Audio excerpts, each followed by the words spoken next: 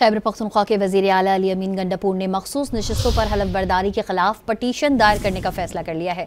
इसी पर मजीद बात करते हैं डॉन न्यूज़ के रिपोर्टर आरिफ हयात से। आरिफ, बताइएगा वज़ीर आला क्यों पटीशन दायर करना चाहते हैं? जी बिल्कुल, आज मखसूस और जो गवर्नर हाउस में उनकी हलफ बर्दारी हुई है तो उसको वज़ीर आला खैबर पख्तूनख्वा ने गैर आईनी अमल करार दिया है और साथ में कहा कि इसके खिलाफ वो अदालत में पटिशन दायर करेंगे। ये जो हलफ बर्दारी हुई तो इस सिर्फ नामुमकिन सूरत हाल के वक्त में लागू हो सकती है। वज़ीर आला और स्पीकर सूबाई असेंबली इनकार करे तो फिर चीफ जस्टिस किसी को नामजद कर सकते हैं। इस तरह आईनी जिम्मेदारी पूरी नहीं की गई है और उन्होंने बाकायदा तौर पर फैसला किया कि वो जल्द अदालत में के खिलाफ जाएंगे। आरिफ हयात अपडेट कर रहे थे, आपका शुक्रिया। खैबर पख्तूनख्वा के वज़ीर आला अली अमीन गंडापुर ने मखसूस नशिस्तों पर हलफ बर्दारी के खिलाफ पटीशन दायर करने का फैसला कर लिया है।